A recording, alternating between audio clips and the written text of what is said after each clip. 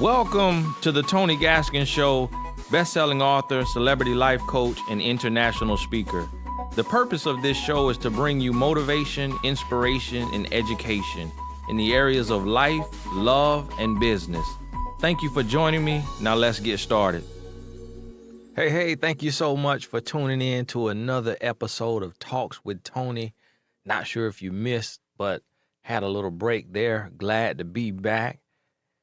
Jumping right into the question of the day, person wrote in and said, "Hey, Tony, first I want to start off by saying I've been watching you and listening to you for years now.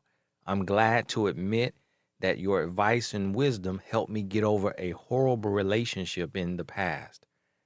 May God continue to bless your legacy." Thank you very much. Today's question is about my marriage. I normally do not reach out to people for advice. I normally keep everything inside and discuss my issues with Christ only. I'm in a long-distance marriage at the moment, and it's taking a toll on my relationship. My husband has been gone since November 2017, and now it's going on June 2018. My husband took a job opportunity overseas. It hurts to know that he had a choice and still left to go overseas freshly in the marriage, only after being married for 2 months. His expected return date is the end of July 2018. I supported his decision to work overseas, but now things have changed. Ever since he's been overseas, he's been behaving really strange. All we do is fight and bicker. He never calls to check on me or to see how I'm doing unless it pertains to him. We will go days without speaking if we are mad at each other. I do everything by myself in the States. Literally everything. I feel single and alone. When I try to discuss starting a business when he comes back, he replies with yes, but doesn't show further interest in the topic or really any topic. Communication is the key in a healthy marriage, and we don't have that. He never asks about bills, my job, nothing. I feel like a husband should be interested in their wife every day. I try to be sexual, caring, and compassionate and have phone sex and send him intimate pictures of myself, and he rarely engages with me. I'm starting to feel like a bother to him. When we get on the phone, I'm the one that's always talking and trying to keep the fire alive. He never brings up sex anymore, and he's a very sexual person. Some days I feel like giving up. The constant fights turn me off. The lack of interest he shows turns me off. He is so selfish. My intuition tells me that he might be involved with someone else, but I have absolutely no way to prove it. I'm starting to believe I married a grown boy. I've had several talks to him about this, and the same behavior keeps happening. I'm running out of patience. I know marriage is supposed to have its ups and downs, but what are you to do when you feel unwanted by your spouse? I tried fasting and heavy prayer for my marriage. People normally say the first year is the hardest. I didn't picture marriage to be this difficult. I know that we're both still young. We still have some growing to do. We have other issues, but this one has been a continuous problem that has been bothering me. How do you survive your first year of marriage? Any advice?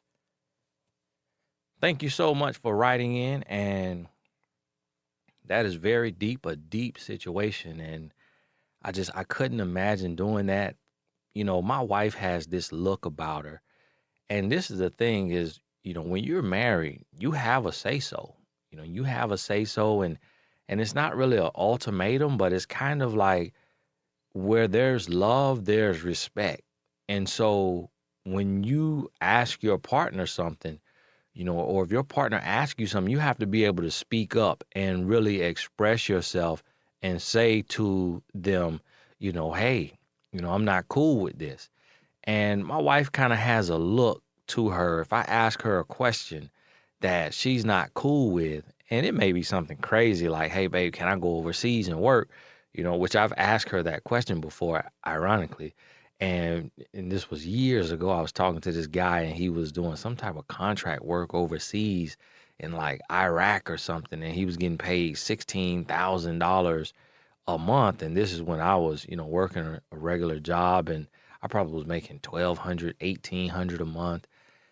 or probably was new in my career, just making, I don't know, maybe a few thousand, 2 or 3 thousand a month, and asked my wife, babe, can I go overseas and work with this contracting company that this guy's working with? You do it for like a year.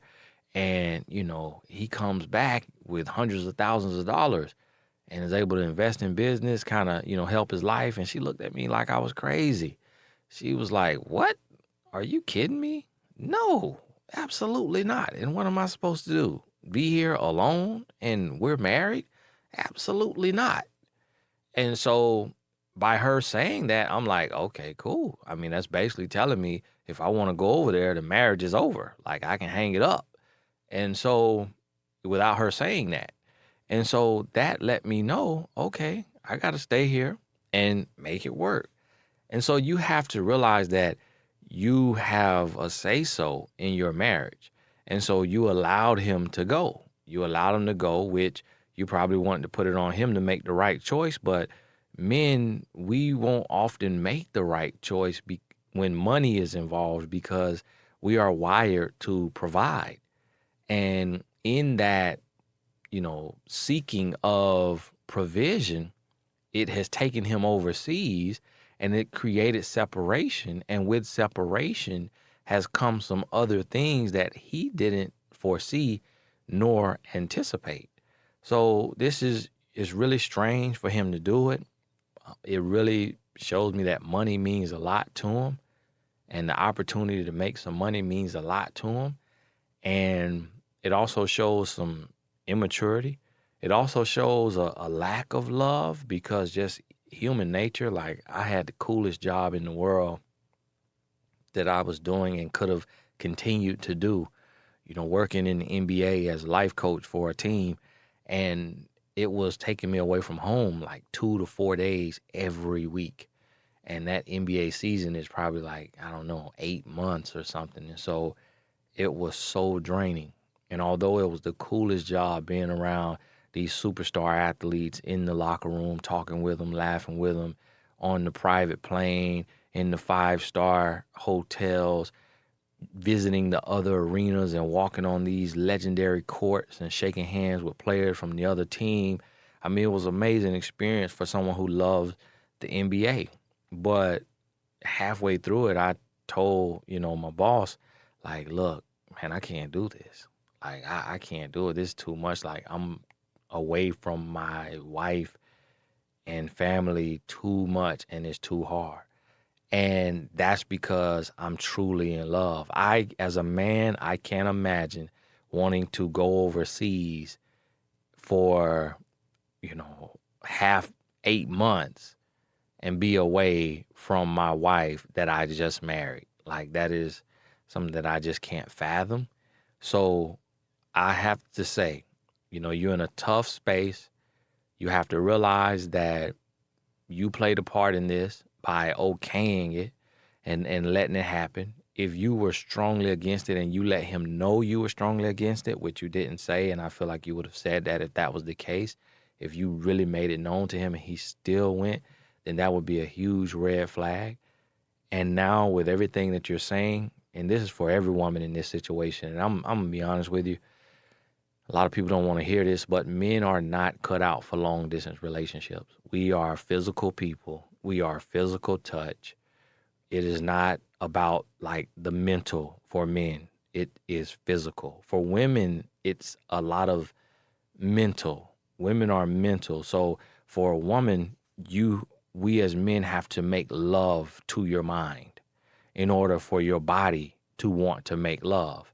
For a man, you don't have to make love to our mind. Our part has a mind of its own. Just brushing up against us the wrong way, it's going to wake up and be ready no matter what's going on in our mind. And unless we're facing a depression or something like that, but typically it's not the case. So for men, we are physical. We are physical touch. We are physical. We need to look you in your eyes. We need to be able to put our nose on your neck and just, feel you.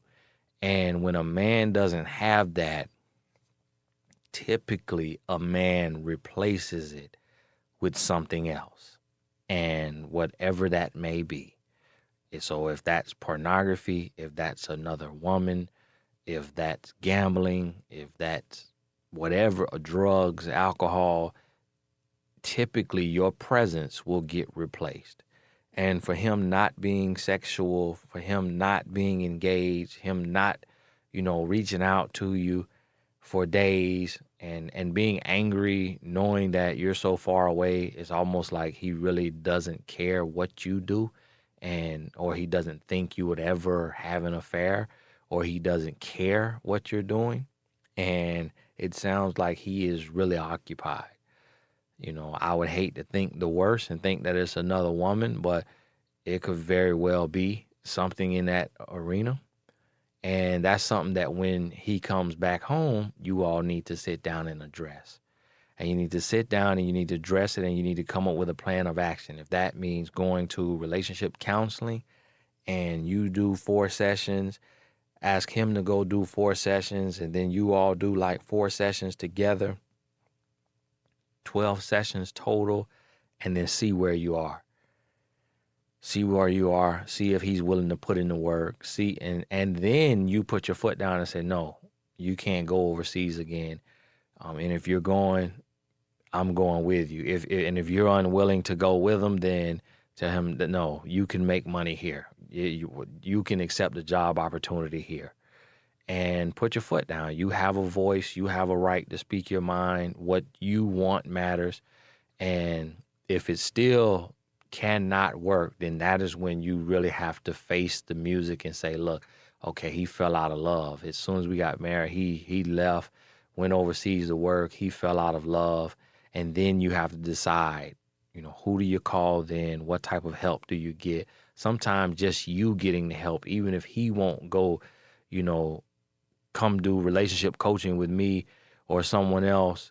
If you do it, just you getting the knowledge and knowing what you have to implement in the relationship can fix things, because with every action, there's a reaction. And so if you make the right actions, it may prompt the right reactions, which could be efforts to making the relationship work. So, hey, thank you for your question. Thank you for writing in. If you have a question for me, anybody else, send it in to inbox@TonyGaskins.com, inbox@TonyGaskins.com. And if you need more of where this comes from, make sure you visit TonyGaskinsAcademy.com. Grab the Real Love University. Thank you so much for tuning in. We'll talk soon.